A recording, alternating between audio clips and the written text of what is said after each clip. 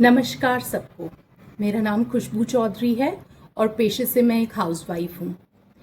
आज बात करते हैं पेपर ट्रेडिंग की। पेपर ट्रेडिंग एक ऐसा टॉपिक है या एक ऐसा मेथडोलॉजी है जिसको मैंने अपने शुरुआती करियर में बिल्कुल यूज़ नहीं किया और जिसका रिग्रेट मुझे आज तक है।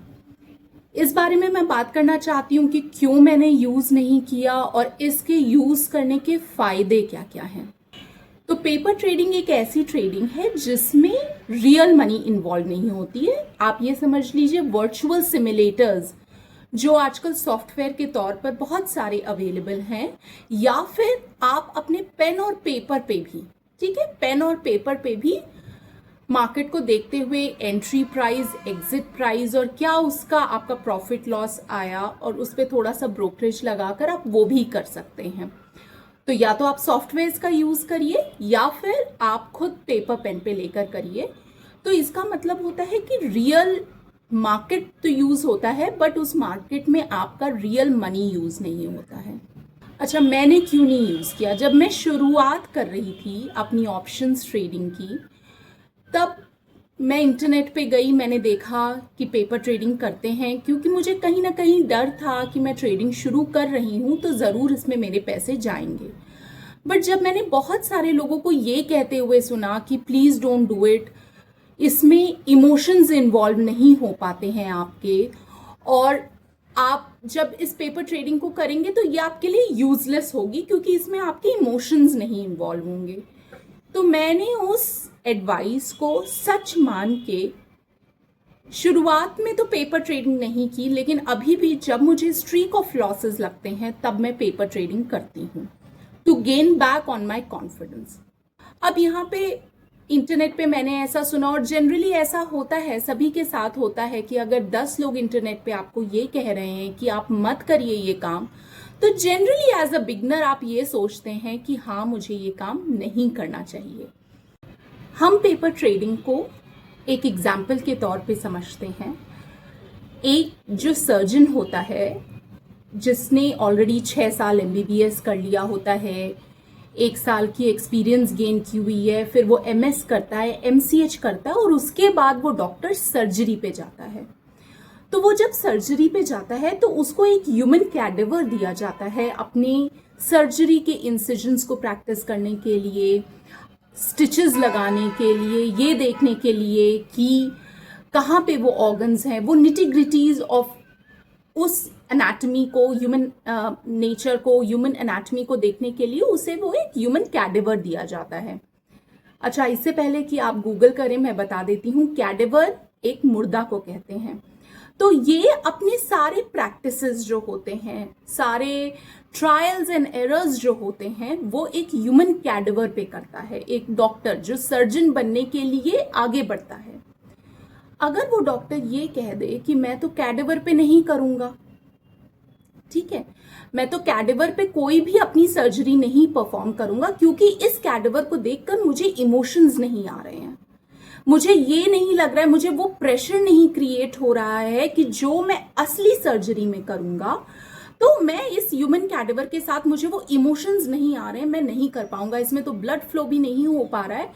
तो मैं अगर सीखूंगा सर्जरी तो सिर्फ और सिर्फ रियल ह्यूमंस पे सीखूंगा। ऐसा होता है क्या कभी? आपने कभी सुना है कि अगर आप F1 रेसिंग के लिए, कोई F1 रेसर है और वो डायरेक्टली अपनी F1 रेसिंग, जिसपे कि आपको 500-550 किलोमीटर प्रति घंटे के हिसाब से अपनी वो कार चलानी होती है, डायरेक्टली वो F1 सर्किट पे जाता है? कभी आपने सुना है ऐसा? कभी नहीं सुना, क्योंकि आपको ये पता है that humans lives is very important, doing surgery is a tough task. आपको पता है कि F1 रेसिंग करना एक टफ टास्क है, तो उसके लिए भी सबसे पहले F1 रेसर एक वर्चुअल सिमुलेटर्स के एनवायरनमेंट में जाता है, वहां पे अपने माइंडसेट और अपनी ड्राइविंग टेक्निक्स को पे कामयाबी हासिल करता है। फिर पूरा कॉन्फिडेंस गेन कर लिया होता है, उसने समझ लिया होता है कि कैसे मुझे ड्राइविंग करनी है, कैसे मुझे अपनी इमोशनल स्टेबिलिटी रखनी है, तब जाके वो कहीं F1 रेसिंग सर्किट पे रेसिंग सीखता है। ठीक है, तो जब हमें ये चीज़ें पता हैं तो हम ट्रेडिंग में ये क्यों नहीं अप्लाई करते हैं? I am telling you very honestly here, which might sound little absurd for some, that trading is also as difficult as a surgery, as difficult as F1 racing. वो बहुत मेहनत से कमाए हुए पैसे हैं. इसको आप इस तरह से मत करिए that I go and I blow up my accounts, then I refill. ये कोई बहुत बहादुरी का काम नहीं है. सबसे पहले अगर आपने देखा होगा, बहुत लोगों को ये कहते हुए देखा होगा कि capital protection is the main goal in the markets. Profits बहुत बाद में आते हैं. इमोशनल बैलेंस रखना तो एक बहुत एडवांस टॉपिक है, ठीक है. साइकोलॉजी एक बहुत एडवांस टॉपिक है. सबसे पहले आपको ये पता करना बहुत ज़रूरी है कि आपका इस मार्केट में रोल क्या है, आपकी इस मार्केट में एज क्या है. अगर आपको एज ही नहीं पता है, अगर आप इस मार्केट को कैसे प्ले करना है ये आपको नहीं पता, तो आप ये सोचते हैं कि मैं अपने इमोशंस को कंट्रोल. इमोशंस बहुत बात की चीज है. पहले आप अपना नॉलेज गैप फिलअप करिए. तो जब कोई भी इंसान आपको ये कहता है कि पेपर ट्रेडिंग वेस्ट है, प्लीज उसकी मत मानिए. This is your journey. ये आपकी जर्नी है. इसे आप दूसरों की सुनिए तो, लेकिन करिए आप अपनी मन की, ठीक है. अच्छा, इसके मैं आपको पता है फायदे बताती हूँ जो कि आपको कोई नहीं बताता है. हम पेपर ट्रेडिंग क्यों करते हैं? इसलिए करते हैं क्योंकि शुरुआती दौर पे जब हम बिगनर होते हैं तब हम बहुत सारी स्ट्रैटेजीज को चुनते हैं, बहुत सारी स्ट्रैटेजीज टेस्ट करते हैं, बैक टेस्ट करते हैं. तो हमें पता नहीं है कि मार्केट की डायरेक्शन क्या है, मार्केट कब मोमेंटम देगा, या फिर हम अपनी बहुत सारी चीज़ों को हमें पता ही नहीं है. हमें बॉलिंजर बैंड्स नहीं पता, हमें एमएज नहीं पता. अगर आप कोई भी इंडिकेटर ले लीजिए, उस मेथडोलॉजी को बैक टेस्ट करने के लिए पेपर ट्रेडिंग बहुत इंपॉर्टेंट है. जब आप अपनी पेपर ट्रेडिंग में एफिशिएंट हो जाते हैं तो आपको इससे बहुत ज़्यादा कॉन्फिडेंस मिलता है. वरना आप सीधे ही मार्केट्स में जब हम एंटर करते हैं, और स्पेसिफिकली मैं ऑप्शंस ट्रेडिंग की बात करती हूँ क्योंकि ये मेरा चैनल, मेरी जो भी नॉलेज है वो एप्लीकेबल तो हर जगह है, हर इंस्ट्रूमेंट्स में, हर मार्केट्स में. बट मैं पिछले 4-5 सालों से सिर्फ और सिर्फ ऑप्शंस ही ट्रेड करती हूँ, वो भी बैंक निफ्टी स्पेसिफिकली, और कुछ स्टॉक्स के ऑप्शंस ट्रेड करती हूँ. तो मैं ये आपको बता देना चाहती हूँ, जब 1 मिनट की कैंडल ऑप्शंस में 40 पॉइंट्स ऊपर नीचे हो जाती है तो वो देखकर आप फ्रीज हो जाएंगे, ठीक है. वो देखकर आपको पता नहीं चलेगा कि अब मैं कट करूं, अब मैं नहीं कट करूं, अपने प्रॉफिट्स लूं, अपने लॉसेस लूं, क्या करूं. तो इसलिए उस मार्केट की मूवमेंट्स को समझने के लिए, अपने आप को समझने के लिए, और अपनी स्ट्रैटेजीज को बैक टेस्ट करने के लिए, और वो कॉन्फिडेंस गेन करने के लिए, जिससे आप कॉन्फिडेंट होकर मार्केट्स में जाएं और वहां पे ट्रेड करें, पेपर ट्रेडिंग बहुत ज़रूरी है, ठीक है. यहाँ पे अपना दिमाग लगाना सबसे ज़्यादा ज़रूरी है. एक और चीज़ बोलना चाहूँगी, हम हमेशा ये कहते हैं कि हम मार्केट्स में जाते हैं और हम मार्केट्स में ट्रेड करते हैं. मैं आपको बहुत ही एक राज की बात बताना चाहती हूँ. या आप अपने शुरुआती दौर पे हफ्ते में कुछ दिन सिर्फ 9 बजे से 3 बजे तक सिर्फ मार्केट्स में बैठेंगे भी और उसकी मूवमेंट्स को ट्रैक करेंगे ना, ये भी एक तरीके का तपस होता है.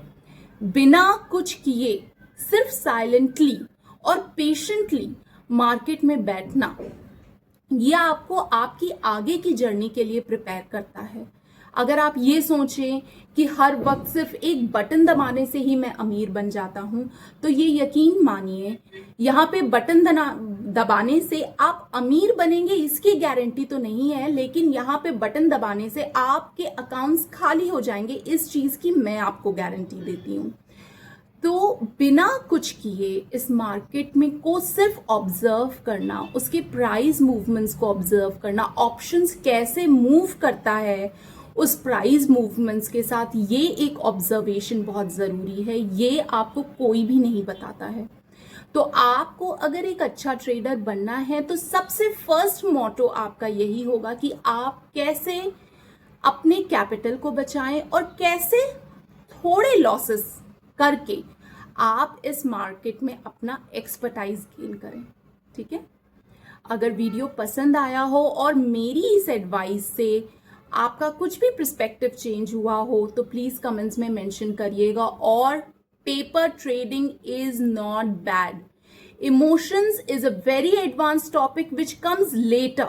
First, you have to understand how to trade. How to trade is a very important thing. And then how you manage your trade with your emotions is your second goal. Okay? Thank you so much.